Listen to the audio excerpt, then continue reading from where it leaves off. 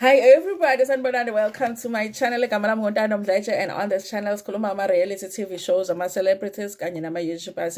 If it is your first time joining me today and you really like the content over here, do not forget to press the subscribe button.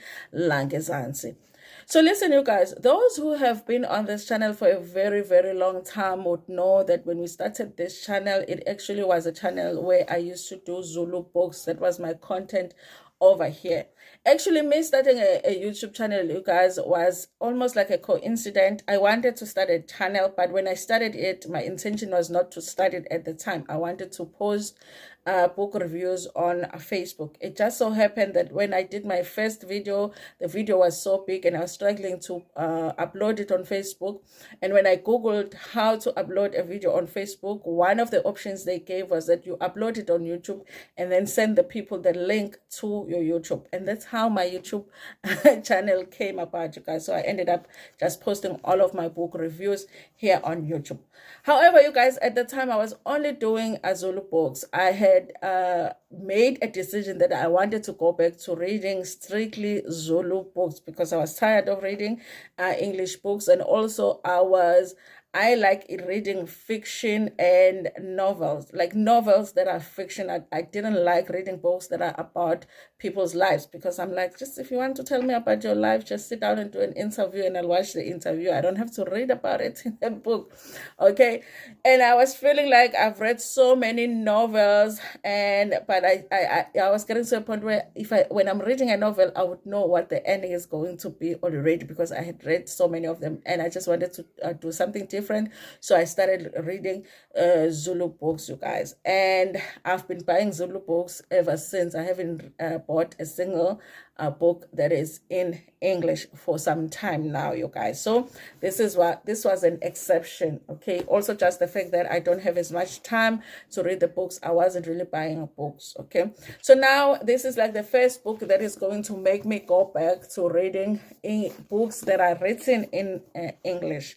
I love the feeling of getting a book, you guys, in my hand. I love the feeling, the smell and the feeling of a new book in your hand, you guys. And also this book, it really smells so good. Okay. I know it doesn't matter to some people, but it matters to me. And also, you know, these books that when you open it and it just feels like it's, you can see what it's you're reading an academic book. Look at this one. This is my research book. Look at this one. There's a difference between the way that these pages feel and these pages feel. Okay, I don't know if you get what I'm saying. So it's so much more enjoyable when you're paging through the book and reading it. I don't know if the writers or authors or publishers considered that, or it just so happens that it is this way. This book is written in a font that even if you are struggling with your eyesight, it's very easy to read. So it's not too small. The font is not too small because you find that in some books it's just I hate to read it. Okay, so the font is big enough. It's written in smaller paragraphs because I hate it when the writer just writes in kanta before you move to the next paragraph. I like what she writes in smaller paragraphs. So it's very easy to read. That's what I'm trying to say, that the book is easy to read. And also, you guys, it's not in like difficult English language. Okay, I think I've only come across one English word that I didn't understand what it meant, and I didn't even go and search the word. I was like, what? Okay, the context here. Okay, I think I know what what she's saying, even though it's the first time I'm coming across this word. So it's written in simple English that everybody can understand, you guys. So you don't feel like you constantly have to go check what she means, but with certain words when you are reading the book, you guys. The book is separated in different parts. Part 1 talks about AKA meeting Anele, the whole story, you guys, the background, the dating history, AKA, a little bit on Anele. Obviously, Anele at the time wasn't a public figure as such, so there isn't a lot of information out there about her dating history. So it's mostly about AKA. So the part 1 has 5 chapters, and because the chapters are not too long, I've already read all the 5 chapters, you guys. So let me show you how much of that it is. This is 5 chapters. that I've read. So this is part 1 of the book. It's 5 chapters. So you can imagine for yourself how long each chapter is. So that's how easy it is to read a book. I've already gone through 5 chapters and it doesn't feel like it. And the only reason I stopped reading last night was because, you guys, I was feeling sleepy and I fell asleep while reading. Okay, so it's a book that when you sit down and read it, you have to have time, because it's like you don't want to put it down. It's really written in that way. And that is surprising, you guys, because of course a lot of the things that are written here, we already know about them, because she is talking about people that we know, that we've read about. So she really is a good writer, because even though a lot of the things she's writing about I already know, but I still enjoyed reading about them. Okay, I still enjoy reading about AKA dating DJ Zindle, and then dating, cheating on her with Bonang, and then dating Bonang, and then coming back, and then dating with DJ Zindle, and then after that, you know, the suspicion that he cheated on DJ Zindle with Anele, and then ending up with Anele. All of that, you guys, is the stories that we know about, because there is the background that she has to give a background, but we know the background already, but it's still that much enjoyable to read. I wasn't feeling like I want to skip certain parts. It's very, very much enjoyable to read. So if you are somebody that likes reading, do get this book, you guys. I like it. I'm enjoying reading this book, you guys. The only thing I'm going to struggle with is, of course, I have exams coming soon, so maybe at some point I will stop reading it just so I can focus on my studies, but I'm definitely going to go back to it because I like it, you guys. So yes, do get the book. Listen, you guys, talking about the writer Umelinda Ferguson, I do feel like, you guys, this lady is gangster, okay? I feel like this lady is gangster to even think about writing this book, and not only think about writing this book, but also move ahead and write this book, because we already know that there were so many stories surrounding, especially like AKA's passing, that I think that a lot of other people, and you know, other writers would have been intimidated to write this book. Also, not only because of what's going on with AKA's passing and the people that are said to possibly be involved in his passing, just the fact that the families were not really in support of this book being written. I think that the fact that she went ahead and wrote this book is the thing that I feel like makes her gangster. Okay, I hope she doesn't lose her life because she says certain things in this book, you guys. And because I had read somewhere that she had also written a book about Kelly Kumalo around the time where she was having a relationship with Jup Jup and the substance abuse situation, I do feel like she must be a writer that likes to write about people that are controversial. So the more controversy that surrounds a person, that's more it's like more of interest for her to write about those people. So I guess this was a story for her to write.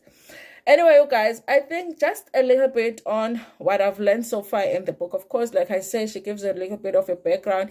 You do almost forget that what the people you're reading about is the people you know. Like, I don't know how to explain it to you guys so that you understand that you enjoy it that much to read the book.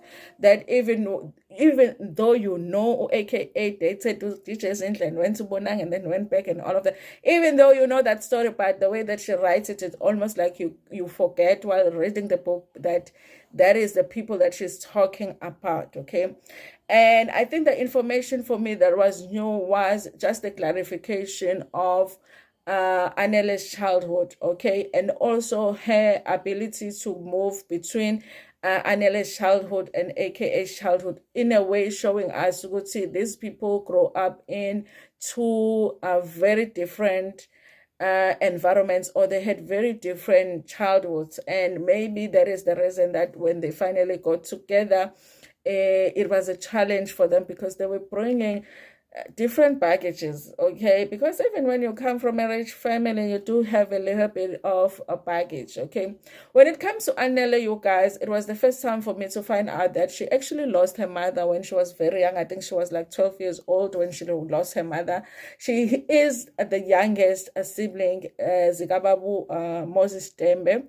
And so there is a thing of people thinking that she is a spoiled brat. But even her father doesn't run away from saying, yeah, a lot of the things that Anele wanted, she got as a child. So she is definitely a person that was born with a silver spoon in her mouth. By the time that she had met AKA, she was a very educated and well-traveled young woman. Okay, so it wasn't somebody that was not used to being around money or being around beautiful material things, because she grew up around those things. She might not have been used to being around somebody that was famous, like AKA was famous. AKA was famous. Obviously, there was a lot of girls around him traveling and performing. That part of his life might have been new to Anele, but the money and the material things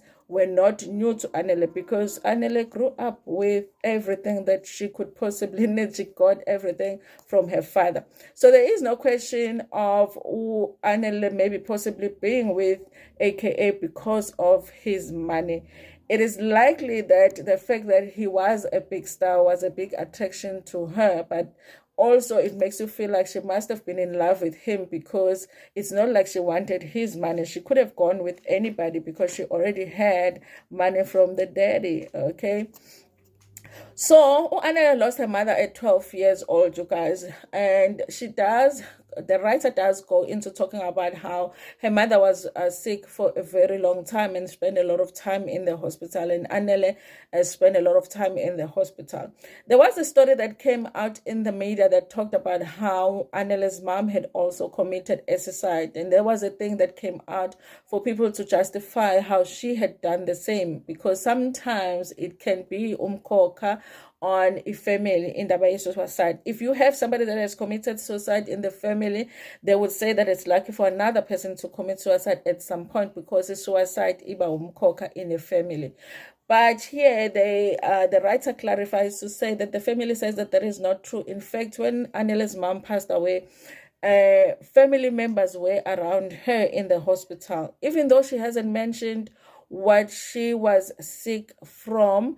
But they do say that when she passed away, it wasn't a shock to the family because they expected it. She had been sick for a while, and when she passed away, the family was there with her. So the story of Anele's mom committing suicide, that is not a story that is true. She passed away because she had been sick for a long time.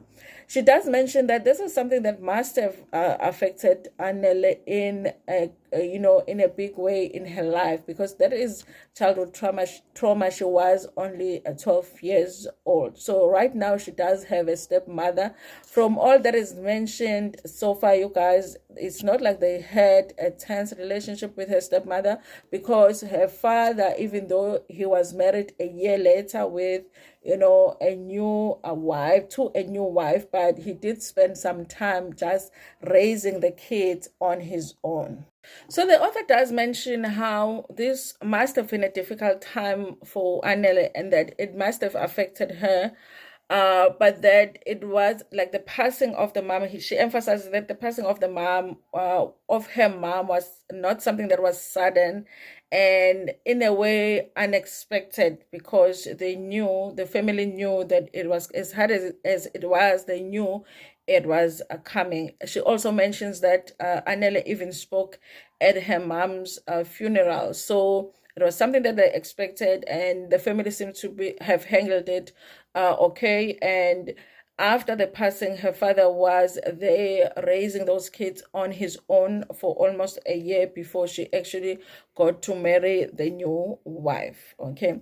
Now, the differences between how Anele grew up and how AKA grew up are big, because AKA, of course, was Anele grew up with her mom and dad married. They had her while married. So it looks like it was people that were ready to have a child, okay? And Anele's dad, by the time that he had Anele, he was already a very successful businessman. And he was already sitting in many boards of many companies in South Africa. So Anele came to wealth. okay, when she came to this world. On the other hand, AKA was born to mom and dad who were very young. They were at varsity at the time. They were adults, but it almost seemed like they were younger than Anele and Anele's mom and dad, or the stages that they were at were different. It doesn't look like or sound like AKA's mom and dad were ready to have a kid at the time. But when AKA came, they decided that they were going to continue with the relationship and ended up getting married as well. But she does emphasize that they were young at the time. Because of their financial situation at the time, they had to live with AKA's grandmother. So AKA's mom and dad live with AKA's grandmother. My understanding is that it was the grandmother from the father's side, but they were both still at varsity at the time. It came a time where they ended up graduating. At this time, you guys, they do emphasize that AKA was very loved in the family. They might not have had a lot of money, but AKA was bombarded with love from both sides of the family. The grandparents from the mother's side, the grandparents from the father's side. He was always a center of attention. And when the family was together for family functions, he was always performing for everybody in the family. He was always told that he was special, and he was always told that he was going to be something big. And that is how we got AKA, the person. Because AKA always seemed like he was that person, like, me, That's how we got that, because that's what the family gave to him. However, you guys, as years were passing, of course, like, their financial situation also changed, because they graduated, went and got like nice jobs that paid well, the mother and the father. So their financial situation changed, and at some point AKA was put in with his brother, were put in one of the best private schools in the area, and got the best education, you guys. However, even though at some point the financial situation got AKA's family changed, it also changed back, because there was a time when AKA and his brother were put out of school for like 3 months, because his mom and dad couldn't afford school fees at a private school. So they were having financial challenges at the time, but their parents really wanted them to go to this private school. So after 3 months, they actually went back to school. Unlike other parents, where people would want their child to be a doctor or a journalist or a teacher or, a lawyer, but AKA's parents seem to have understood that their son was gifted in music. They had always supported his dreams. So when he decided that he wasn't going to do the typical career, become an accountant or something, and he wanted to invest his time and talent in music, they actually allowed him to do that, you guys. Listen, like I said, if you are somebody that likes reading, it is a book to read. It's very nice. I can't wait, you guys, to read the next part of this book. So far, I am enjoying it. I was worried about this book, because I felt like, what more can this woman write about that I do not know about? So it seems like there are things that she's going to give details to, that because I did not know AKA personally, and I did not know Anele personally, for me, that information is going to be getting revealed to me for the first time. Okay, that and her writing style for me makes it feel like it's very enjoyable to read this book. So I feel like, listen, if I wasn't busy with my studies, I would have been done with this book probably by end of next week. But yes, you guys, get the book. Okay, Melinda did a nice one on this one. Okay, I hope that they do leave her alone with this book, because I don't feel like she did anything so far, you guys, because I haven't seen anything. We're still going to get into what happened with Anele from his perspective, and also I believe that she gets into what happens with AKA and her perspective on that, and the information that she got while doing her investigation to write this book. But it's a really nice, I do feel like from what I've read, it doesn't feel like she's putting one person as better than the other. I feel like she makes an effort to present AKA story in a positive way, and also she's presenting Anele's story in a positive way. And I do feel like by the time we get to a point that we are reading about the two incidences that happened with both of them losing their lives, we are going to understand the background and maybe look at that situation different, because we've read so much on the background of the two people. Okay, anyway, you guys, I say go and get this book and read it for yourself, because it is very nice. So read, but no nosy, I have a plan for you, so please contact me in my DMs. And that's it, you guys. Okay, thank you so much for watching this video. Please like it before Pumegana, share it with your friends, with your family, and even with strangers.